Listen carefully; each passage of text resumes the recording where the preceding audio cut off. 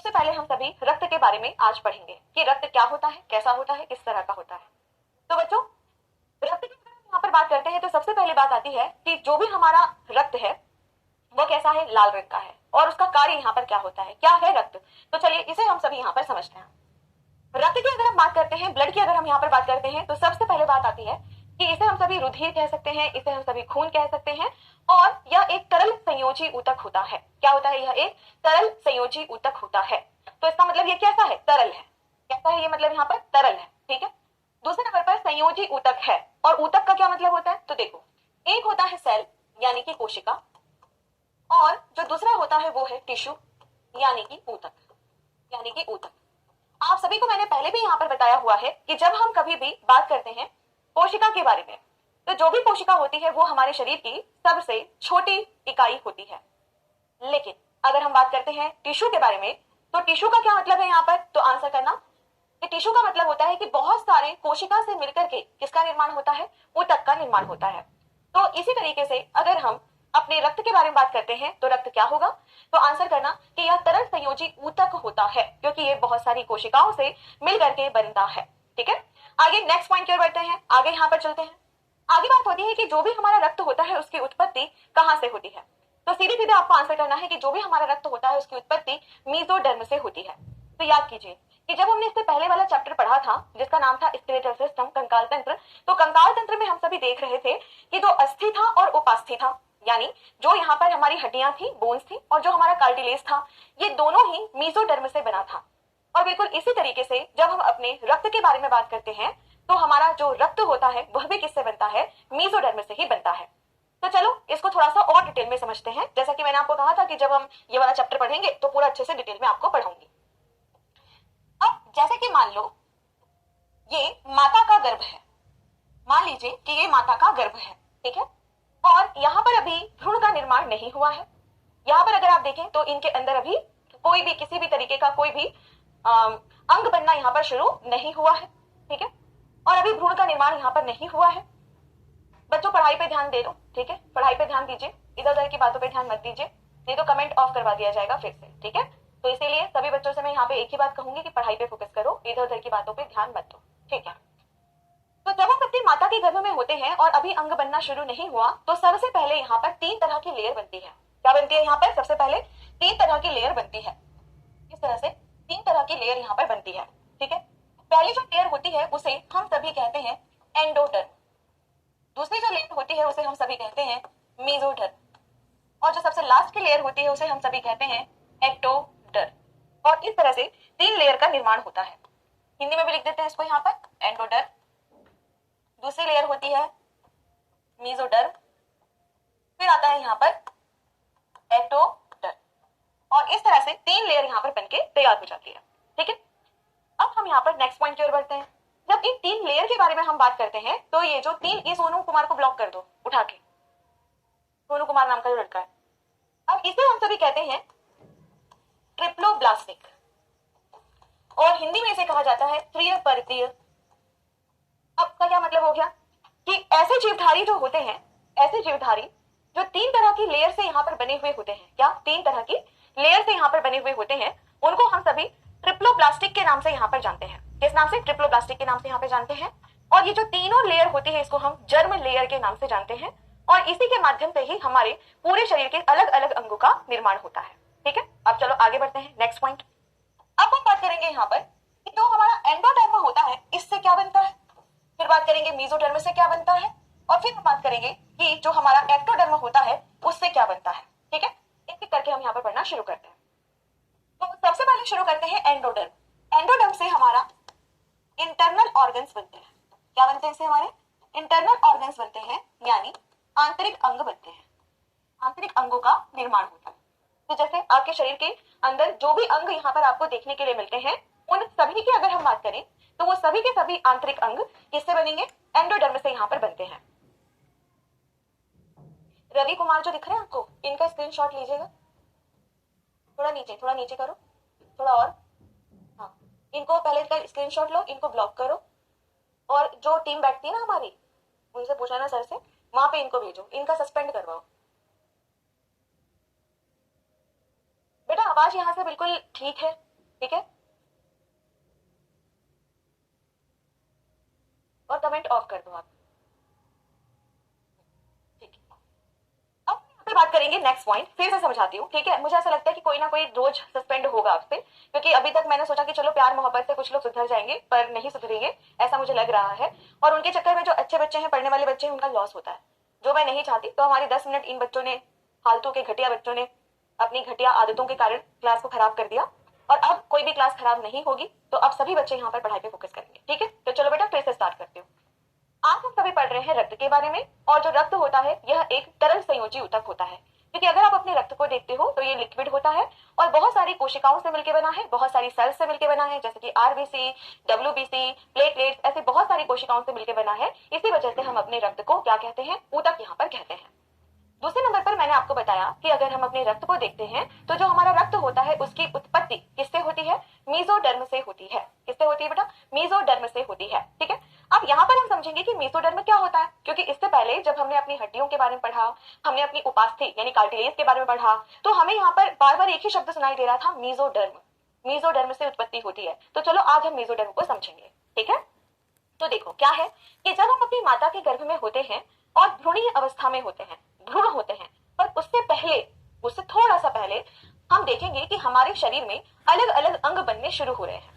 और जब अलग अलग तरह के अंग बनने शुरू हो रहे हैं तो ये कैसे पता चलेगा कि कौन सी कोशिका कौन से अंग बनाएगी। और इसी वजह से हमारे शरीर में सबसे पहले बनती है जर्म लेयर्स। सबसे पहले क्या बनती है हमारे शरीर में, जर्म लेयर्स बनती है, और हिंदी में इसको हम जर्म परत के नाम से जानते हैं। ठीक है, सबसे पहले ये बनती है। जर्म परत जो होती है या जर्म लेयर जो होती है, यह 3 तरह की होती है।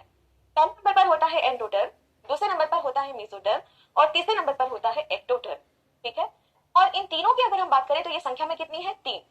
तो ऐसे जितने भी प्राणी हैं, ऐसे जितने भी लिविंग ऑर्गेनिज्म हैं जो ये 3 परत से बनते हैं, इन 3 लेयर से बनते हैं, उनको हम सभी ट्रिप्लोब्लास्टिक एनिमल के नाम से जानते हैं। हिंदी में हम इन्हें त्रिपरतीय जंतु के नाम से यहाँ पर जानते हैं, क्योंकि इन 3 लेयर से ही शरीर के अलग अलग अंगों का निर्माण होता है।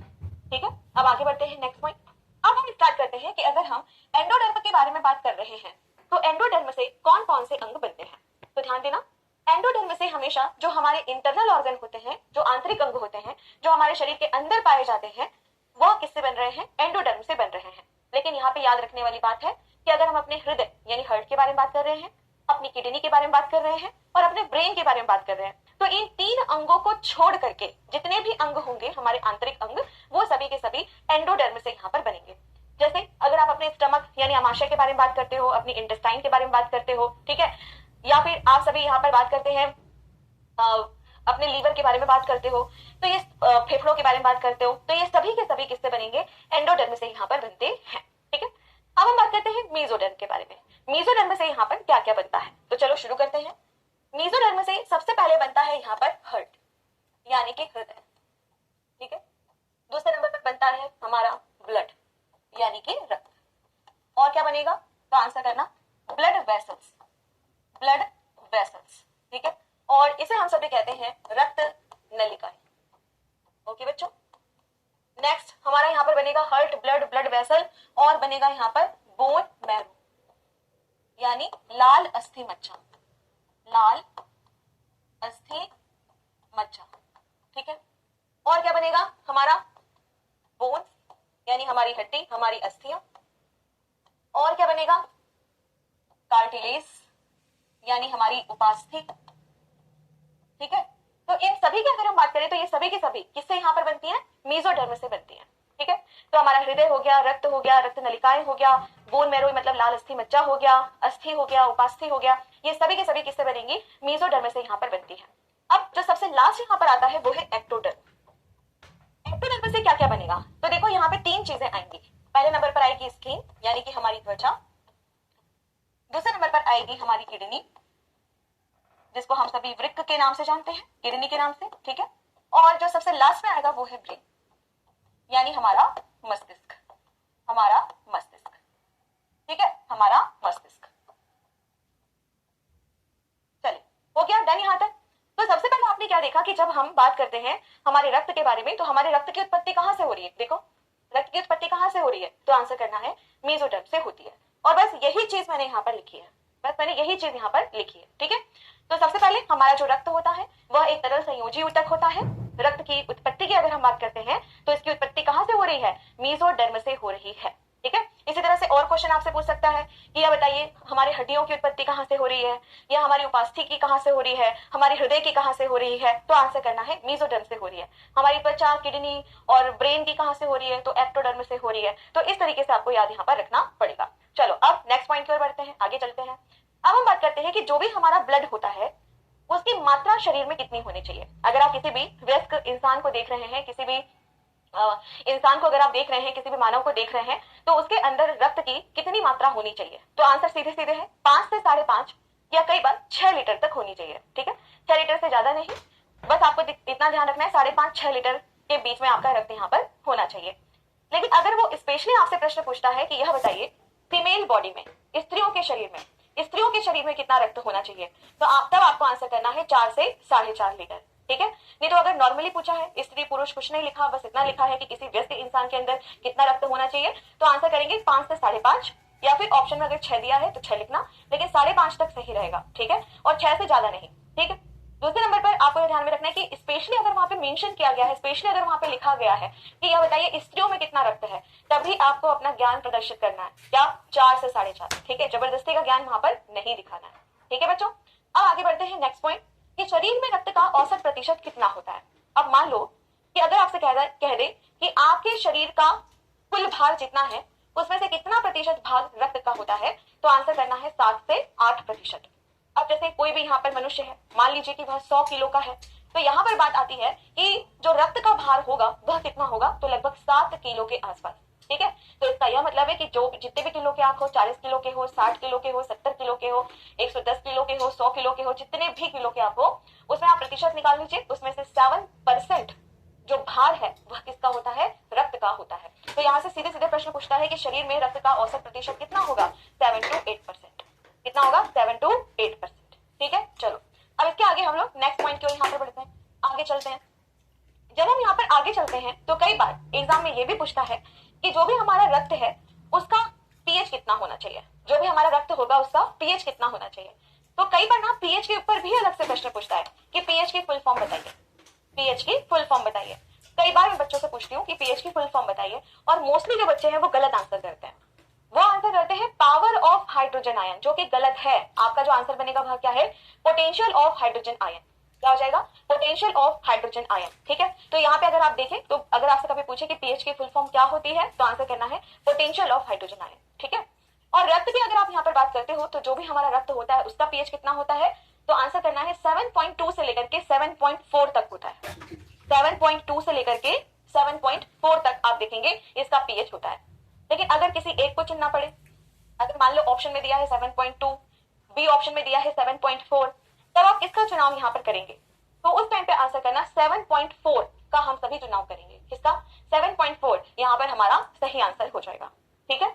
आगे यहाँ पर बढ़ते हैं कि अगर पूछ ले कि आपका जो रक्त है वह एसिडिक होता है या फिर अल्कलीन होता है, यानी अम्लीय प्रवृत्ति का होता है या फिर क्षारीय प्रवृत्ति का होता है, तो सीधे सीधे आपको आंसर करना है कि जो भी हमारा रक्त होगा वह क्षारीय प्रवृत्ति का होता है, थोड़ा क्षारीय प्रवृत्ति का होता है। कैसे, अब आप सभी ने पीएच स्केल तो देखा ही होगा या फिर सुना होगा, पढ़ा होगा, है ना। पीएच स्केल में बीच में आता है 7। 7 का मतलब होता है तटस्थ, यानी कि न्यूट्रल, ओके। जैसे कि अगर आप पानी के बारे में बात करते हो तो पानी का जो पीएच होता है वो लगभग 7 होता है। अगर 7 से कम जा रहे हैं, जैसे कि 6, 5, 4 से लेकर के मतलब यहाँ पर 1, ऐसे हम जा रहे हैं, ठीक है, कम जा रहे हैं, 7 से अगर कम पीएच हुआ है, तो ये किसको दिखाता है, आंसर करना एसिडिटी को दिखाता है, या एसिडिक प्रवृत्ति को दिखाता है, या जिसको आप कह सकते हो कि यह अम्लीय प्रवृत्ति को दिखाता है, अम्ल है। लेकिन मान लीजिए 8, 9 से लेकर के 14 तक, अगर हम 7 से नीचे जा रहे हैं तो यह किसको दिखाता है, यहाँ पर बेसिक या अल्कली, या कह सकते हो क्षारीय प्रवृत्ति को दिखाता है, क्षारीय प्रवृत्ति को, बेस को यह दिखाता है, क्षारीय को यह दिखाता है। अब मैंने आपको क्या बताया कि रक्त की अगर आप यहाँ पर बात कर रहे हैं तो जो रक्त है उसका पीएच है 7.4। 7 होता तो न्यूट्रल होता, लेकिन यहाँ पे क्या लिखा है 7.4, थोड़ा सा ज्यादा है, ज्यादा नहीं, हल्का सा ज्यादा है, और इसीलिए यहाँ पर क्या हो गया कि अगर आप रक्त के बारे में बात करते हैं तो it is a slightly alkali, यानी यह थोड़ा क्षारीय प्रवृत्ति का होता है, ठीक है। और साथ में ही जो हमारा रक्त होता है वो बफर सॉल्यूशन की तरह भी कार्य करता है। अब यहाँ पर आएगा कि मैम बफर सॉल्यूशन का क्या मतलब है, क्या मतलब होता है बफर सॉल्यूशन का, तो चलो इसे भी हम सभी यहाँ पर समझते हैं। बफर सॉल्यूशन का मतलब होता है एक ऐसा पीएच या ऐसा कोई सॉल्यूशन जो कि एसिड और बेस दोनों को नियंत्रित कर रहा है। हमारे शरीर के अंदर एसिड और अल्कली यानी कि जो हमारा क्षार है और जो हमारा अम्ल है उसको यह बैलेंस में कर रहा है, और उसी को हम सभी कहते हैं बफर सॉल्यूशन। तो जो हमारा रक्त होता है वो क्या काम करता है, हमारे शरीर के अंदर एसिड और बेस दोनों को ही क्या करेगा, बैलेंस बना के रखने का काम करता है, और इसी वजह से रक्त को क्या कह दिया जाता है, बफर सॉल्यूशन कह दिया जाता है। ठीक है, समझ आ गया होगा यहाँ तक। तो चलो अब एक बार फिर से मैं आप लोगों को यहाँ पर समझा देती हूँ। तो प्यारे बच्चों, सबसे पहले नंबर पर हमने यहाँ पर पढ़ा किसके बारे में, रक्त परिसंचरण तंत्र, जिसमें हम पढ़ रहे हैं रक्त। रक्त की जब हम बात करते हैं तो यह एक तरल संयोजी ऊतक है। ओके, दूसरे नंबर पर इसकी उत्पत्ति मेसोडर्म से हुई है और इसकी मात्रा 5 से 5.5 या 6 लीटर तक होती है। स्त्रियों की अगर हम यहाँ पर बात करते हैं तो स्त्रियों के अंदर 4 से 4.5 लीटर तक रक्त हमें देखने के लिए मिलता है। एवरेज अगर आप देखो तो शरीर में रक्त का कितना प्रतिशत भार होता है, तो आंसर करना 7 to 8% तक होता है। तो शरीर में रक्त का जो औसत प्रतिशत होगा वह कितना होगा, 7 से 8% तक होता है। फिर पूछा जाएगा यहाँ पर कि यह बताइए कि जो भी हमारा रक्त है उसका पीएच कितना होना चाहिए, तो 7.2 से लेके 7.4 तक होना चाहिए, और 7.4 सबसे करेक्ट आंसर हमारा बनेगा। ठीक है, नेक्स्ट आएगा इसकी प्रकृति कैसी है, क्षारीय प्रवृत्ति का है, अम्लीय प्रवृत्ति का है, कैसा है, तो आंसर आपको करना है कि यह थोड़ा सा क्षारीय प्रवृत्ति का होता है और यह बफर सॉल्यूशन की तरह कार्य करता हुआ दिखाई देता है। देन यहाँ तक समझ आ गया सभी बच्चों को। चलो अब इसके आगे हम लोग नेक्स्ट पॉइंट की ओर यहाँ पर बढ़ते हैं। अब जब हम यहाँ पर आगे बढ़ेंगे कि जो भी हमारा रक्त होता है वह कौन कौन से घटक से मिलकर के बनता है, मतलब ऐसे कौन कौन से कंपोनेंट होते हैं, ऐसे कौन कौन से यहाँ पर घटक होते हैं जिनसे मिलकर के हमारे रक्त का निर्माण होता है। तो चलो इसे हम सभी यहाँ पर समझते हैं। अब सबसे पहले हम यहाँ पर बात करेंगे पहले नंबर पर ब्लड, रक्त। ठीक है, और जो रक्त का घटक होता है वह क्या क्या होता है, तो आंसर करेंगे 2 घटक होते हैं, 2 इसके मुख्य भाग यहाँ पर होते हैं। चलिए इसे भी हम सभी नोट करते हैं। पर जो भाग होता है उसे हम सभी कहते हैं ब्लड प्लाज्मा। ब्लड प्लाज्मा, इसको मैट्रिक्स भी कहा जाता है, लेकिन आपके हिसाब से ब्लड प्लाज्मा सबसे सही है। ठीक है, दूसरे नंबर पर आएगा यहाँ पर ब्लड कार्पियोस्कल्स, ब्लड कार्पियोस्कल्स, और इसे हम सभी कहेंगे रक्त कणिकाएं, रक्त कणिकाएं। ठीक है, तो चलो इसको थोड़ा सा और अच्छे से समझते हैं। जब हम यहाँ पर रक्त के बारे में बात करते हैं तो रक्त में जो भी इसके घटक हैं, जो भी यहाँ पे इसके कंपोनेंट हैं जिनसे मिलकर के रक्त बना हुआ है वह क्या है, प्लाज्मा और रक्त कणिकाएं।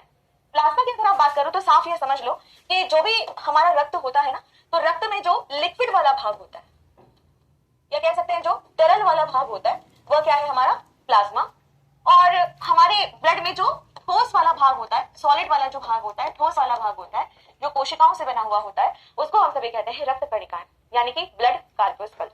ठीक है, प्रतिशत की बात करते हैं कि प्लाज्मा का कितना प्रतिशत होगा और ब्लड कार्पियोस्कल्स का कितना प्रतिशत होगा, तो लिखते हैं प्रतिशत की अगर हम यहाँ पर बात करें तो 55 से 60% तक आप देखेंगे कि प्लाज्मा का भाग होता है। ठीक है, अगर आप किसी अच्छी पुस्तक से पढ़े तो वहां पर 55% दिया हुआ है। ठीक है, 55% तक भाग किसका होता है, प्लाज्मा का होता है, और रक्त कणिकाओं का कितना होता है, 45%।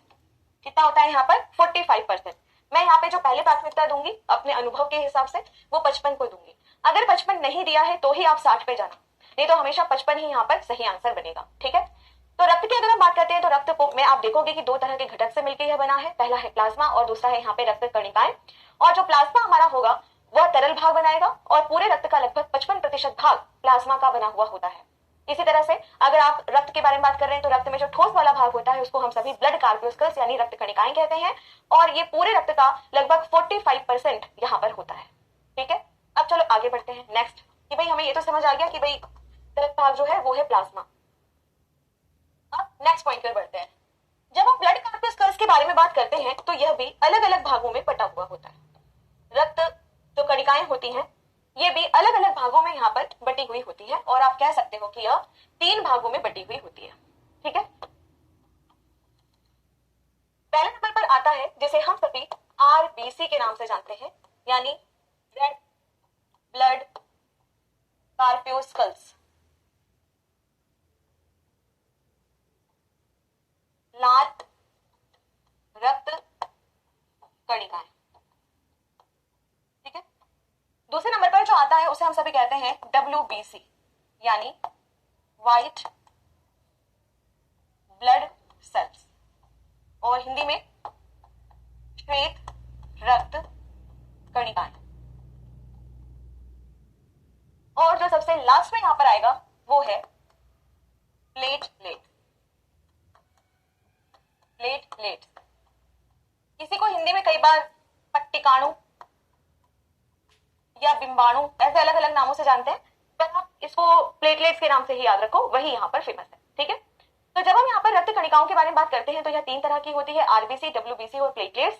आरबीसी का मतलब है लाल रक्त कणिकाएं, डब्ल्यूबीसी का मतलब है श्वेत रक्त कणिकाएं, और फिर सबसे लास्ट में आती है प्लेटलेट्स, जिसको पट्टिकाणु या बिंबाणु के नाम से भी जानते हैं, पर प्लेटलेट्स यहाँ पर सही आंसर है। ठीक है, आगे बढ़ते हैं नेक्स्ट। जब हम आरबीसी के बारे में बात करते हैं तो आरबीसी को ही हम सभी और किस नाम से जानते हैं? इरिथ्रोसाइट्स। इसी को ही जो साइंटिफिक नाम है वो है इरिथ्रोसाइट। ओके, श्वेत रक्त कणिकाओं की अगर हम बात करते हैं तो इनको हम सभी कहते हैं ल्यूकोसाइट्स। क्या कहते हैं? ल्यूकोसाइट्स। और अगर हम बात करते हैं प्लेटलेट्स के बारे में तो इसे हम सभी कहते हैं थ्रोम्बोसाइट्स। तो लिखेंगे यहां पे थ्रोम्बोसाइट्स। तो मैंने आपको क्या बताया कि अगर हम आरबीसी, डब्ल्यूबीसी और प्लेटलेट्स को देखते हैं तो आरबीसी का जो साइंटिफिक नाम होता है वो है इरिथ्रोसाइट्स, डब्ल्यूबीसी का जो नाम होता है वो है ल्यूकोसाइट्स, और जो प्लेटलेट्स होती हैं उनका नाम होता है थ्रोम्बोसाइट्स। ठीक है, और इस हिसाब से अगर आप देखें तो जो हमारी रक्त कणिकाएं होती हैं वह 3 प्रकार की होती हैं। आगे बात समझ यहां पर? ठीक है, अब आगे नेक्स्ट पॉइंट। अब एक एक करके इसको पढ़ेंगे, पर उससे पहले भी मैं आपको कुछ चीजें यहां पर बता दूं। तो बच्चों, थ्रोम्बोसाइट्स या इरिथ्रोसाइट्स, इनका क्या मतलब है? चलो समझते हैं। इरिथ्रो का मतलब होता है लाल रंग, और साइट्स का मतलब होता है कोशिकाएं। तो ऐसी कोशिकाएं जो लाल लाल सी दिखाई देती हैं उनको हम सभी इरिथ्रोसाइट्स के नाम से जानते हैं। ठीक है, दूसरे नंबर पर जो आता है वो है ल्यूकोसाइट्स। ल्यूकोसाइट्स की अगर आप यहाँ पर बात करते हो तो ल्यूको का क्या मतलब होता है कि जिसमें कोई भी रंग नहीं है, वो क्या हो गया? ल्यूकोसाइट, श्वेत रक्त कणिकाएं। और थ्रोम्बो का क्या मतलब होता है? जो प्लेट की आकृति की दिखाई देती है, प्लेट जैसे कप के नीचे प्लेट होता है वैसे आकृति की दिखाई देती है, और इसीलिए इनको हम सभी थ्रोम्बोसाइट्स के नाम से यहाँ पर जानते हैं। अब यहाँ पर एक चीज और ध्यान रखना है कि जब हम इन 3 कोशिकाओं या कणिकाओं के बारे में बात करते हैं तो सबसे ज्यादा रक्त में कौन सी पाई जाती है, सबसे कम कौन सी पाई जाती है, और उनका रेशो यानी उनका अनुपात क्या क्या यहाँ पर होता है। तो चलो उसे भी देखते हैं यहाँ पर।